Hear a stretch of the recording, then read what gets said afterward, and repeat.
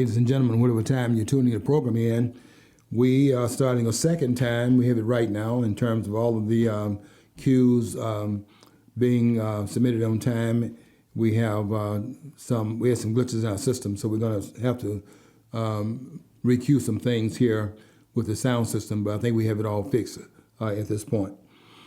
Want to thank all of the listeners at Facebook, WFOV 92.1, and also our regular listeners here at allpointstv.com.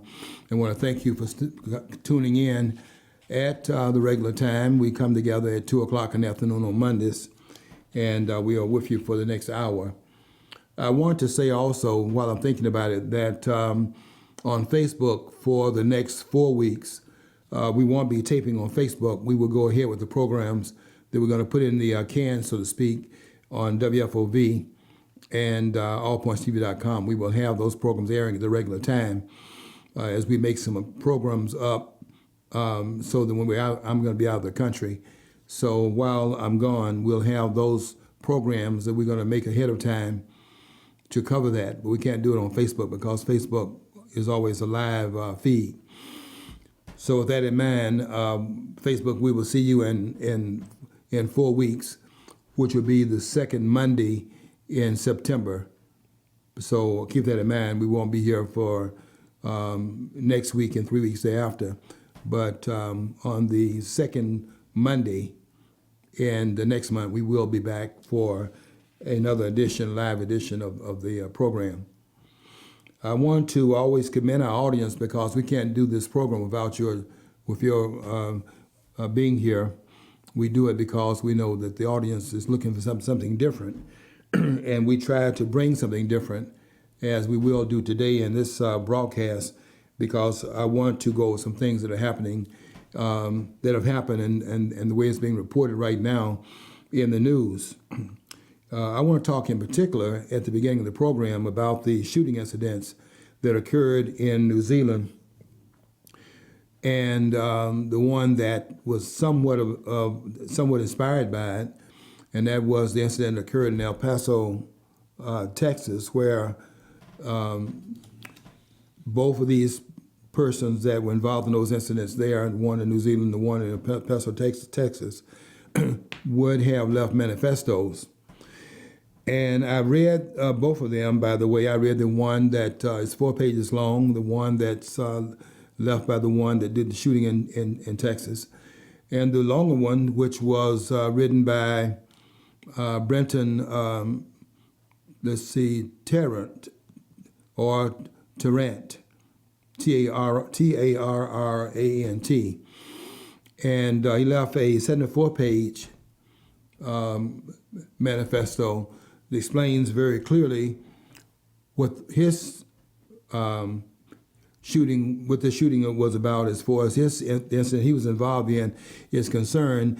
And I can tell you that we're being misdirected by the usual culprits, the media, and the government wants to cover these things up as they turn these things into a gun issue. It is, as I will try to show, that making this into a gun issue is a certain amount of misdirection is taking place by the authorities, who don't want the American people and don't want the world to know the nature of these shootings. At least in these two cases right here, it's not just somebody coming out and shooting at random and having no political intent. And what has been buried in the media is the politics in back of it, which none of the networks, and I've been taping all the programs to see if there's a single program that has covered it. And up to this point, there's not one program that has covered the manifesto in any detail. And it's certainly being covered in New Zealand, which was the one that took place that was somewhat, I don't think that it, I don't even think they allow it to, in fact, I know that they don't even allow people to read it in New Zealand. I have an article right here, for example. It says that New Zealand bans, B-A-N-S, bans Christchurch Shooter Manifesto orders, orders, ORDERS, orders citizens to destroy copies of the manifesto. Nobody is supposed to be in possession of the manifesto on the pain of possibly serving a 10-year prison term for being in possession of it. And if it is in fact in someone's possession and then they will in fact share it, then the penalty for that is 12 years. So that says at least two things. One is it says that in New Zealand, they have already taken the guns up, which tells us something about what happens when the people cannot defend themselves from the government. The government becomes more oppressive. And so this ban is we need to pay attention to it. But I knew when I read this that New Zealand bans Christchurch Shooter Manifesto orders citizens to destroy copies of the manifesto. I knew then that New Zealand had already collected the weapons, collected the guns in that state. Now, if you say that you're going to impose a 10-year sentence, then for just having that in your possession, that would say two things at least, wouldn't it? It would say, first of all, the government wants to frame what the shooting incident was about by no one having the document that can say otherwise. And number two, they want to make it into someone that was using guns so as to continue to justify the intent of government to make persons defenseless. These guns are being used to, in fact, make a claim that guns out here are the problem. And so you see here how in this country, they want to talk about how to get around the Second Amendment. You know, I keep thinking about these framers and how prescient they were in putting into place certain things that restrain government, because we know government is force, and the framers were trying to restrain that force. And so I think it's very interesting to look at our the so-called Bill of Rights and then understand what it really is. It's really the bill of more particular specifics that further restrain government power, so as power will not go out of control. They're not doing anything in the so-called Bill of Rights, which is misapplied and misnamed, than what was done in the earlier parts of the document, in the first 7 articles of the document, where they were trying to disperse power so it would not go out of control in that respect. And then with the so-called Bill of Rights, which is a continuation of these restraints on government, they were trying to further ensure that power would not get from underneath the strictures of the law. They say we're trying to make the lawmakers law-abiding. So in the Second Amendment, we are beginning to see this under attack again. The right of the people,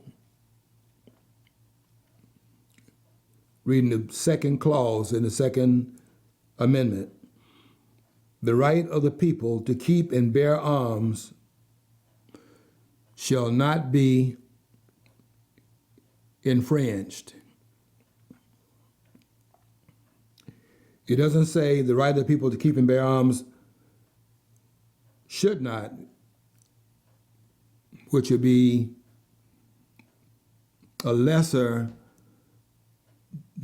definite statement of the intent of the article. It did not say should not be infringed, it says shall not. The right of the people to keep and bear arms shall not be infringed. And so the NRA, of which I'm a member,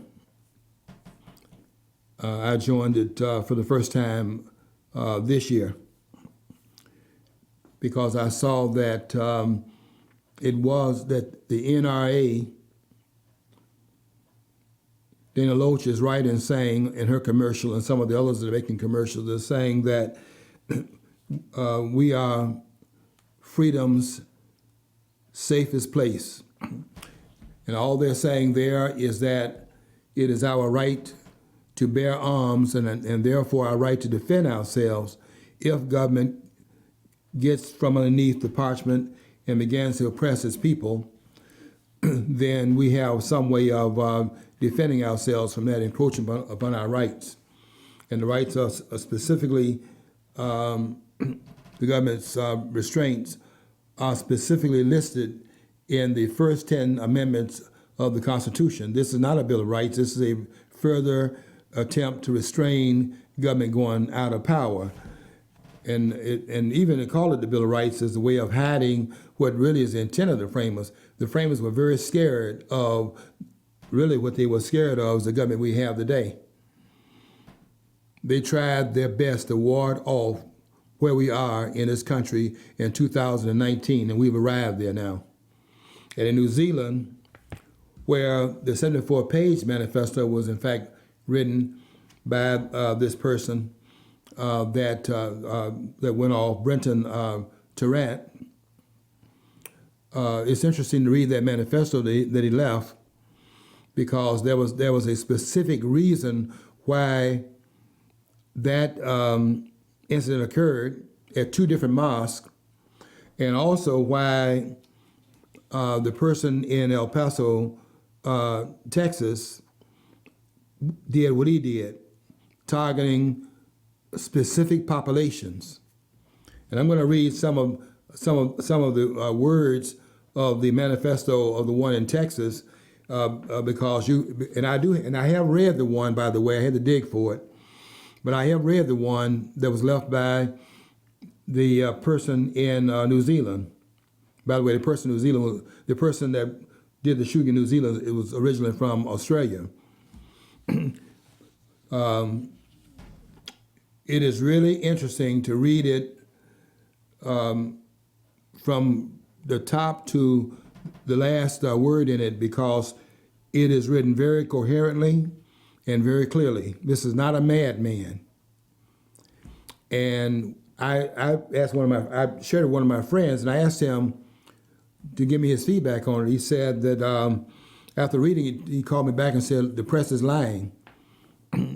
And I just wanted to get another opinion on it. They are lying, but I didn't want to not have that on some other person having read the same document that I read, and I wanted to have some back of a person whose opinion I value. And he came to the same conclusion I came to, and that is that there's a cover-up going on. Nobody has actually covered this document. And in fact, as I said earlier, this article here talks about it being banned, and in fact, it's illegal for you to be in possession of it in New Zealand. New Zealand bans Christchurch shooter manifesto, orders citizens to destroy copies of it. So if you're caught in New Zealand with a copy of this manifesto written by Brenton Tarrant, whose face, by the way, in the article that appeared on Breitbart, they've even blotted out a picture of the person. So there's a certain amount of censorship going on there as they begin to frame what took place there. I will read some parts of the article about the banning, and then I'll talk about the actual incident. The article says New Zealand has banned possession of the Christchurch Mosque Shooters Manifesto and orders citizens to destroy any copies they may possess. The country's, quote, chief censor says the manifesto promotes murder and terrorism.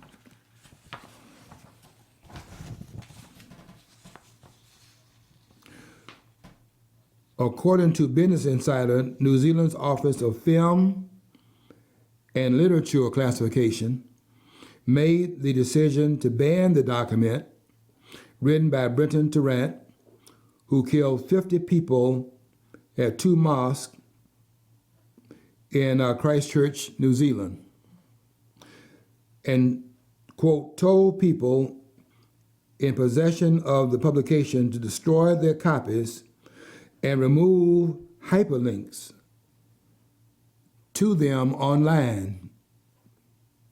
So it is a felony punishable by 10 years in jail if you're caught with a manifesto in your possession in New Zealand, and if you try to share it in your possession with others, then the penalty there, the felony, is 12 years.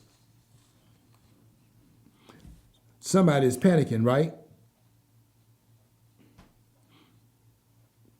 Anyone, reading again from the article, anyone found possessing and distributing the manifesto could face up to 10 years and as much as 14 years in prison, respectively. It should have said 10 years and 12 years, but it says 14 here, but it's really 10 years for possession and 12 years for distribution. Business Insider reported adding that New Zealand's censorship office, they have a censorship office in New Zealand, also, quote, made the possession and sharing of the live stream, that is, see the video that was made of it, because the person that did the shooting was actually videotaping the very first part of it, made the live stream showing of it, made that illegal also. Do you ever see the movie V for Vendetta? It came out maybe about 20 years ago.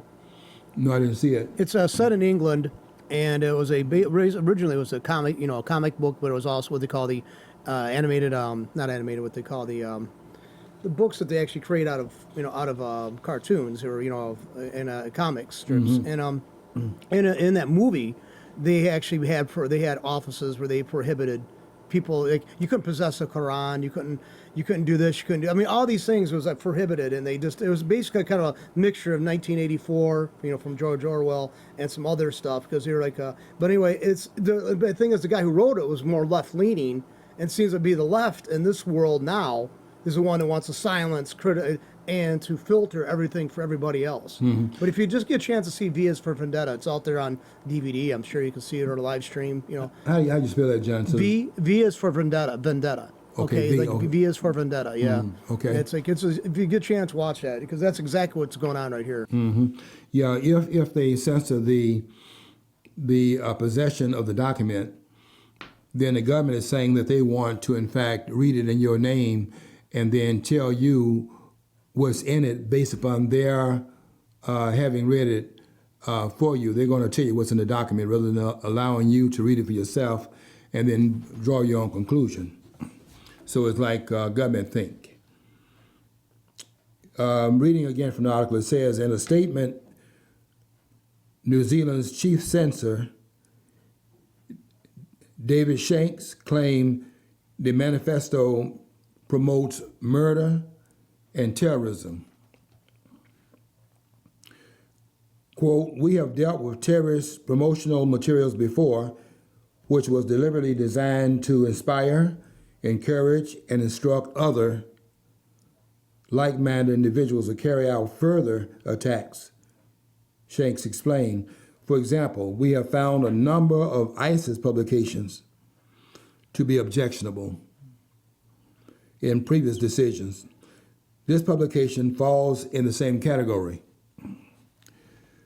There is an important distinction to be made between, quote, hate speech, which may be rejected by many right-thinking people, but which is legal to express, and this type of publication, which is deliberately constructed to inspire further murder and terrorism.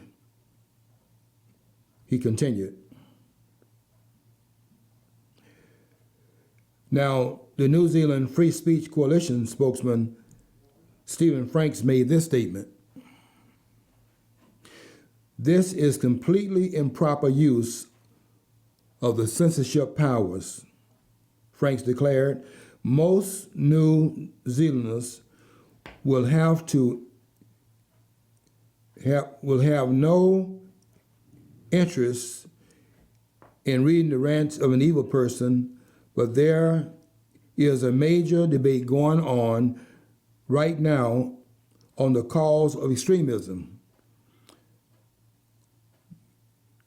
It should not be wrapped in cotton wool with their news and information censored."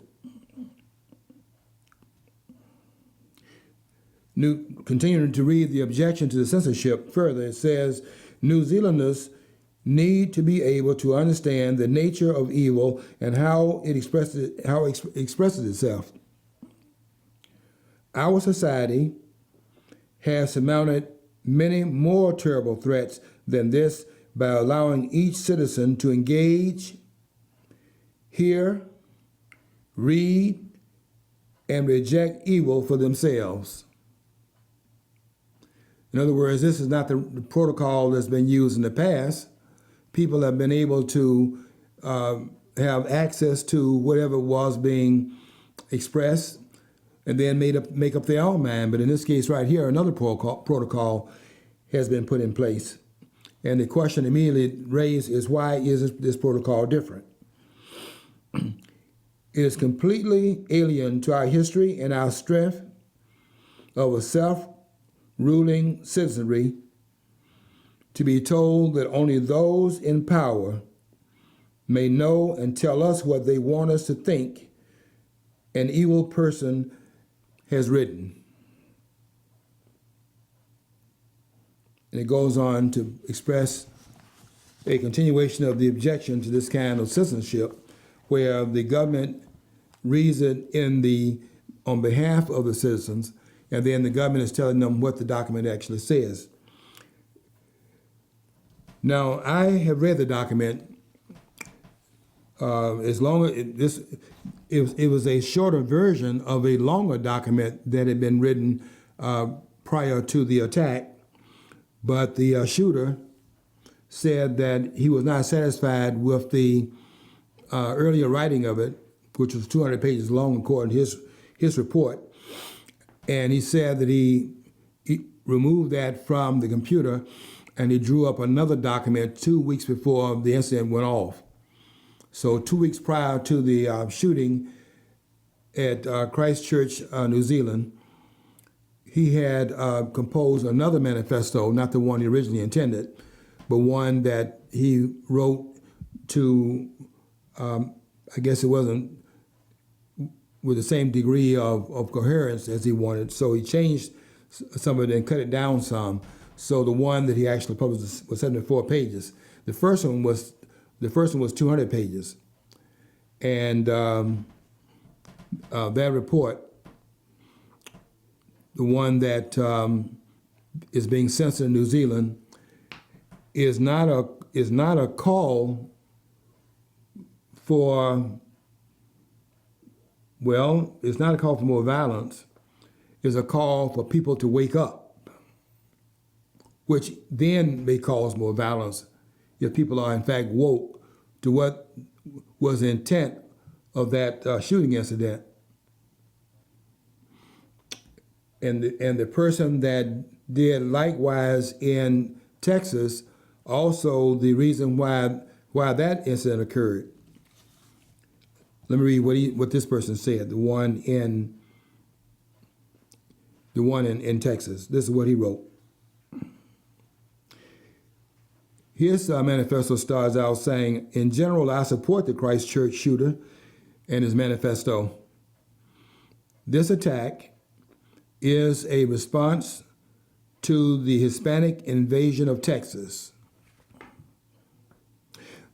They are the instigators, not me. They are the instigators, not me. I am simply defending my country from cultural and ethnic replacement brought on by an invasion. Some people will think this statement is hypocritical because of the nearly complete ethnic and cultural destruction brought to the Native Americans by our European ancestors. But this just reinforces my point. Okay, I'm going to stop at this point and announce a break with WFOV, and we will see you at 92.1. We'll see you on the other side of the break. We know you'll come back in 4 minutes. So when you come back, we'll try to stay within the general area where we were when you left. We'll see you on the other side of the break. Okay, that being said, let me continue with reading here of the manifesto by the person in Texas, because it hasn't been banned here, and we can in fact share it in this country. You cannot share it in New Zealand. Some people will think this statement is hypocritical because of the nearly complete ethnic and cultural destruction brought to the Native Americans by our European ancestors. But this just reinforces my point. And what he's saying here is that you might see it as a point of hypocrisy to be talking about objecting to an invasion, a cultural and ethnic replacement brought about by invasion, when the same thing would have happened by the European coming on the soil here in the United States. So he's saying here that you may look at it as being hypocritical. But he says that, but this makes my point. If the Native Americans had understood in 1620, with the arrival of the Pilgrims, and they didn't shoot themselves on the land, they came here without, the weapons were not used to land on the shores of what will later on become the United States. So he's saying that some may see it as a hypocritical statement on his part to be talking about being against invasions when there was an invasion that, in terms of history, that he would be a part of that invasion on the earlier, not that he would have been, but his ancestral lineage would have done likewise. But he says to that defense that just makes his point, that because there's a history of what happens in these situations, he is trying to prevent it from happening to now as it happened in the past. The natives didn't take the invasion of Europeans seriously. And now what's left is just a shadow of what was. My motives for this attack, listen carefully to this part, my motives for this attack are not at all personal. This manifesto will cover the political and economic reasons behind the attack. And he gives political reasons, economic reasons, the gear that was used, in other words, the weapons that were used, and the reaction that he expected as a result of the incident.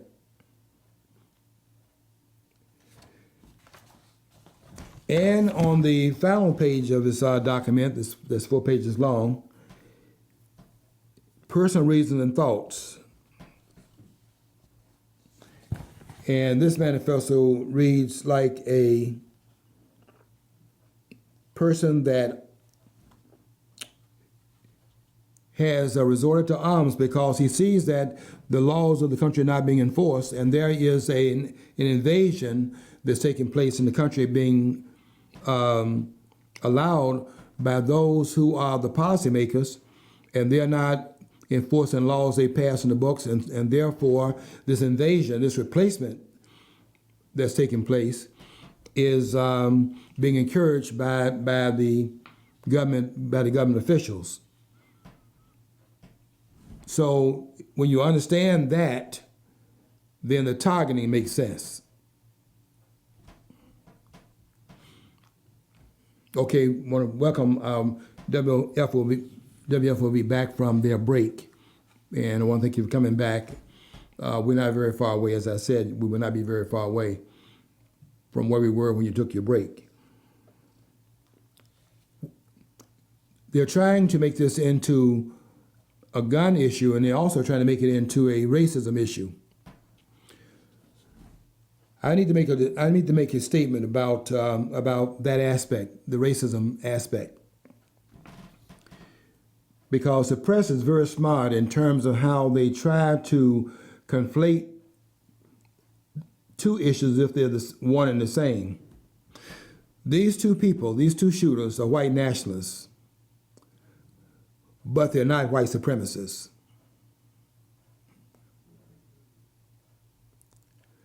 That's the other thing the press is doing. They're trying to make it appear that the incidents are white nationalists and white supremacists being one and the same. They are white nationalists, but they are not, based on their writings, based on what I read in those two reports. This is not about white supremacy. What is it about then? Listen carefully. It's about diversity.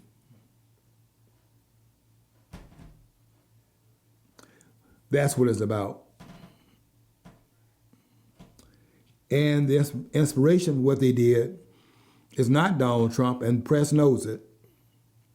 It's not racism, and they know that as well. And they know even more so it's not about guns. The reason why they rose up in those two places and why they attacked the population that they attacked. In New Zealand, the Muslims. In El Paso, Hispanics. And the attack was made because the intent was to make them feel unsafe in their invasion, to push them back from the borders. This is not about white supremacy, it's about diversity. And the person that has inspired it is a philosopher in France named Renaud Camus, C-A-M-U-S, who wrote about what he called the Great Replacement, which is what is going on here. What we have here is a very well thought out, well planned genocide. And the genocide is not necessarily one in which you will carry it out the way it was carried out with what happened between 1933 and 1945. It's not that brazen. It's much more subtle. It is a replacement genocide. And so what is happening there, and you have to read a couple of background documents to be aware of it. I would recommend, for example, to read Mark Stein's book called America Alone. And that book can be read for showing, as he does in his writing in that publication, that there are groups in Europe that do not have replacement numbers. And they do not have replacement numbers because of the backdoor way in which it is being brought about through the fact that the taxation policies of the welfare state. And you might say, how in the world would that bring about a reduction in the replacement numbers? Well, if the welfare state is thriving because of the taxation policies and you're extracting wealth from the citizens, then they cannot afford to have families that replace families already exist. And as the baby boomers are dying out, there are not sufficient numbers to replace them. You need 2.1 persons born to replace for every one woman in the population. And there's not one Western government that has have those numbers, not even the United States. The replacement of the United States right now is 1.7. So how do you then address this problem that if you need 2.1 persons for every woman in the population that goes by the wayside, so to speak, you need 2.1 persons as a replacement in order to replace your numbers. If you don't have that, then what is happening is that you have the population fading out over time right in front of your eyes, but over time you don't see it as the population becomes more and more in decline, and you don't see the decrease because it doesn't happen overnight. Another thing is too, like, a lot of people think it's like a Republican, Democrat thing. Both parties want to see more increased immigration. They both want to. The Democrats like it because they'll vote for them because they look like they're always there for the underdog. The Republicans like it because they largely serve corporate interest, and all these people who are coming in are going to be more employable at a cheaper rate, and so those people's egos are stroked and pockets are padded. So both parties are in to screw the. If you're here, I don't care if you're a minority member or not. A big influx of people from outside the country is going to upset the apple cart. It's going to upset the balance that you strive for. I don't see how people who are in the leadership roles of minorities can't see that. They're not going to get a place at the table. That's not guaranteed when the cards are reshuffled. John, I couldn't have said it better. You hit the two nails on the head. One of which is that both the political class and the business class gain something from the politics that are being inserted into the countries right now. In Europe and in the United States, both benefit from this influx. If you notice, the people, they just busted a plant down south. 700 to 800 people were, undocumented illegal aliens were, taken into custody and taken, almost, will probably be deported. But you notice the CEOs of those corporations that employ them, I don't think they're going to be facing any kind of music at all. They're not happy with what Trump is doing either. That's why the media, the media runs based upon his advertising. His advertising is based upon the business support. So you can see why they're in collusion in terms of making the waters more murky about what this is really about. And that's why Donald Trump's policies are being painted as racist, because there's collusion going on between the media and those who finance the media. Without the media being supported by the business community, you won't have CNN and MSNBC, and you won't have Fox or none of the others. So, John, you hit on the head. You were talking about how the Democrats will benefit because they're going to come in. And I'm going to try to find that part where he loses that as well. When they come in, what you're going to have here is you're going to eventually have a one-party system. And somewhere in the document, I'm trying to find it because I want to read that part to you. Right here, political reasons. John, you made the point about the political leaders would benefit the Democratic Party because they're going to vote Democrat, and then the business leaders because they have workers pitted against each other, those that are they call them here the invaders, call these immigrants invaders. So the invaders are the immigrants, the illegal immigrants, and then called what? What are they called by the ruling class? Called undocumented workers. So you got workers, right? And you got those that are those are undocumented workers. You have those who are documented workers, and they are pitted against each other, vying for the same jobs, which lowers the standard of living, lower the wages, and benefit the corporation. And he will allude to that in terms of where this is leading and where this is heading, and he's trying to head this off. I'm not encouraging this violence.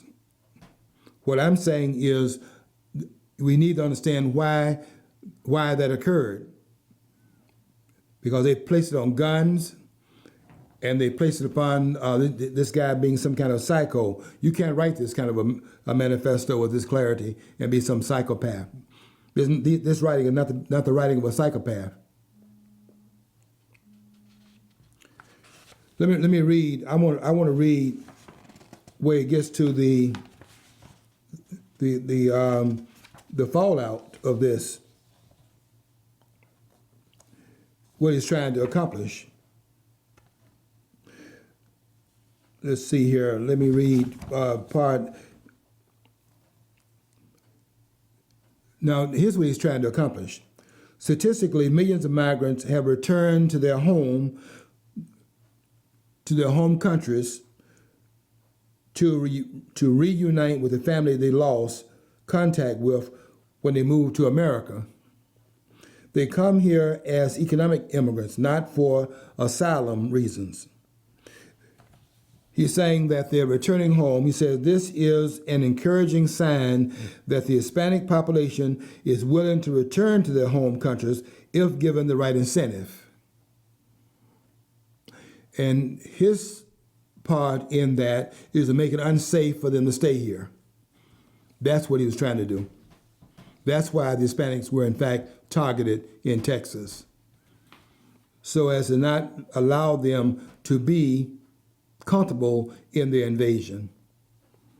And then he justifies being indiscriminate in the attack by saying that those that are children will not remain children, but will grow up one day to become adults. And so, therefore, he's saying that the invasion, even though that they did not come in using force, is still an invasion, and it's still dangerous in terms of the long-range implications of it. And that is not a gun issue; it's a political issue. This is politics. And that shooting incident would not have happened, by the way, in either one of those places if the government leaders had simply decided to enforce their own laws.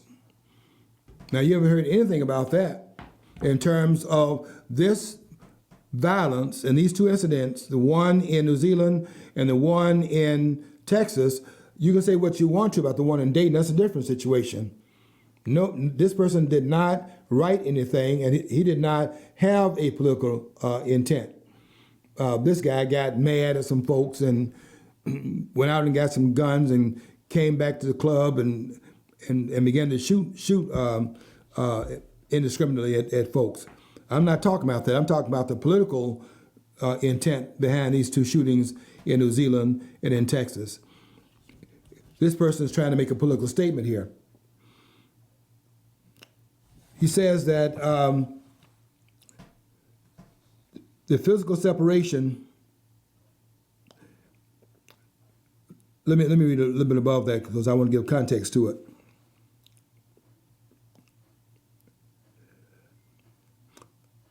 Cultural and racial diversity is largely temporary. Cultural diversity diminishes as stronger and or more appealing cultures overtake weaker and or undesirable ones. Racial diversity would disappear, either race mixing or genocide will take place. Let me read that again. Racial diversity will disappear as either race mixing or genocide will take place. So this manifesto is advocating what they claim they're for. They claim that they are for diversity. And they say that diversity is our strength. Show me where that's true in the world. In fact, that's not true anywhere in the world. Diversity is not a strength anywhere on the planet. Unity is strength. And they have taken unity as strength and taken that out of the mix and made diversity strength. Diversity is not strength. Is it strength in Rwanda between the Hutus and the Tutsis? Is it the strength in South Africa? where I was 2 years ago, and I read the Constitution while I was there, and how they had to accommodate 11 indigenous languages in the Constitution to keep the tensions down between the different ethnic groups, because each ethnic group wants its language recognized in the parliament. And because you cannot have all the languages in the parliament or you won't get anything done, they then have the colonial language being used in the parliament. But the official recognition is of 11 of the languages that are there, because if you, for example, recognize the Zulu language of the largest group in South Africa, but do not recognize the language of the Hausa, you got a problem with the Hausa. Or those other groups that are there. So they named each group language and made it official language in the Constitution in South Africa. The one that was drawn up by Mandela in 1996, 2 years after Mandela got out of prison. They drew up another biracial, quote unquote, constitution. And South Africa right now is in fear of being torn apart because of the friction of the groups. Diversity is not a strength. Unity of the nation is a strength. And the persons that were involved in these two incidents are for diversity. They are for keeping France French, keeping England English. And they went about it by picking up arms.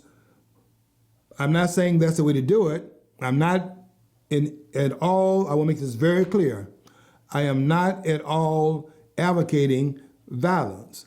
I'm simply trying to explain here what the documents say was the intent, so that these politicians and these lying members of the press will not turn this into a gun issue to make it seem like it's reasonable now for them, given these two incidents, to start again harking about attacks upon the Second Amendment written by the framers.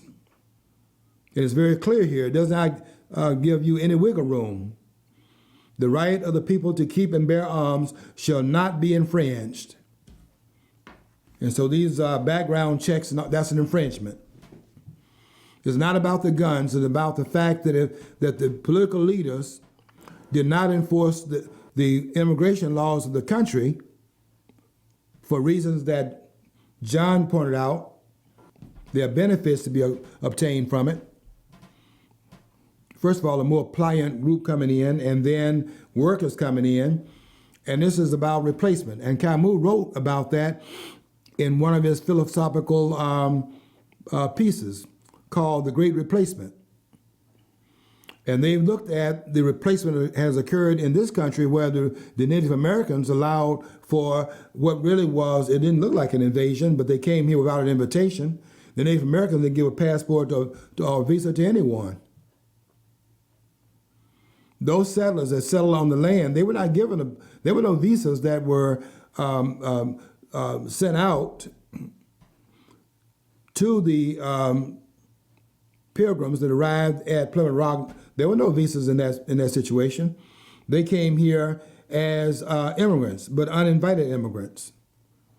And this person is trying to say that, given that history, he is trying to ward off that happening in terms of what Camus says is a great replacement. The replacement of people today as was done in the past. In other words, we have a history of that having occurred. Does not mean we want it to happen again. See, I wasn't aware of that essay by that piece by Camus. I mean, which makes sense. You would understand about about colonization, because he was an he was a French Algerian. You're talking about Albert Camus. I am. Yeah. So I got to look that one up, because that one book, I'm sure I have in a collection somewhere. It's one of those I haven't read, though. Yeah, this is Renard, Renaud.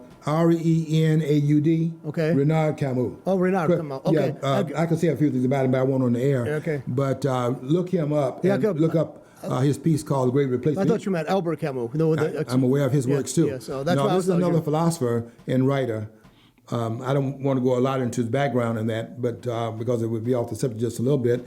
But he's written a piece here that is warning the West of what is in store if this migratory pattern is not arrested, and so on and so forth, and what it entails in the future if, in fact, we do not understand what's going on here. And it calls it the Great Replacement, because it is a genocide, but not the way you usually think of it taking place. One is you begin to, what is happening here in the West is that the legalization of babies are being aborted. In this country here, 60 million children, is more than that now, but 60 million children were aborted as of 2017 or so, somewhere around there. 60 million children called fetus, and have the nerve to talk about Planned Parenthood, when parenthood is not even allowed to form in the first place. If you're aborting children and children not born, that's not Planned Parenthood. That is that's the elimination of parenting. But you see how these terms are used, because there's an agenda in back of it. And there's a lot of things you have to read in order to be aware of how they're using language. Diversity is our strength. Using language to make it appear not as alarming as it is. So all this is about diversity. People coming on the soil uninvited, replacing the population that's already here. I want you to look and see how it's being handled. For example, the same problem you have the same problem in Hungary. I'm talking about in terms of you don't have replacement numbers. But look how the problem is being addressed in Hungary as opposed to how it's being addressed, for example, in France. In Hungary, what the government is doing is that they are reducing the taxes for families that will have children. They'll say if you are replacing the population, because there's no immigration in Hungary. That's why you've never heard of anyone in Hungary bombing a church. Their streets are clean. They don't have anyone living in tents on the streets. They don't have a welfare state. And what the government is doing is that it is throwing money at those families that will procreate up to the level of replacing the population in Hungary, so that when in our case, the baby boomers go down, we allow children during the so-called baby booming period. I'm a baby boomer. I was born in 44. And as persons were returning, they were having a lot of children. So the baby boomers, we had an explosion of the population. So we had no problem in terms of replacing our numbers. And we didn't have the welfare state, which took money out of your hands so that you could not afford to have children. So, babies were being born with a certain degree of rapidity. But if you just do your taxation policies, if you tax money out of the hands of people and put it in the coffers of the government so it can distribute the money in their name for votes, it has a tumbling effect upon the marital rate and so on and so forth, the birth rate, and you won't even attach it to what the politicians are doing. You won't even see their role in it. But how do you have the baby boomer generation, and now we have a birth rate that's below replacement numbers? How do you explain that? You can only explain it through the welfare state. People are saying, in the black community, people are saying that the breakup of the family, which is now this idea let's be honest, the black family doesn't even exist in this country anymore. What they have in the black community, people are not going to like me saying this, but it's absolutely true. What you have here is that you have survival units. These are survival units. They are just trying to survive from one day to another and trying to get by. Women are trying to be mom and dad in these households, and all of that is owed to the welfare state. They can talk all they want to about slavery having caused this condition. Slavery didn't cause this condition. You can go and look at the statistics and see it. Go read Herbert Gutman's book called The Black Family from 1765 to 1925, and you see the vibrancy of the black family. It wasn't until 1965, at the beginning of the Great Society programs of Johnson, that you begin to see this tearing apart, and that's what Moynihan is talking about when he said that there is a process in place right now that's weakening the black family. And he talked about what we need to have is benign neglect. Stop throwing this money out here through this welfare state, taking money up and throwing it back out here because of the effect it's having on families, particularly black families. Okay, that's what this is about. It's not about guns. It's about persons that are seeing what's going on, and they see this as the great replacements taking place, and they are trying to prevent it. They're trying to stop it. And the politicians, you can stop the shooting incidents of this sort if you would, in fact, do your job. It's not about grabbing guns. It's about you doing your job and making sure the person that come in the country, coming here through the legal roles that you laid out in your laws, you pass these laws, that persons come into the country legally and not through an invasion. That can stop this problem overnight. If it's not stopped, you're going to have other incidents like this. That's almost guaranteed. Not to encourage it, but to say that's the cause of it. Okay, we're going to get out of here. Glad you stayed tuned for the last hour.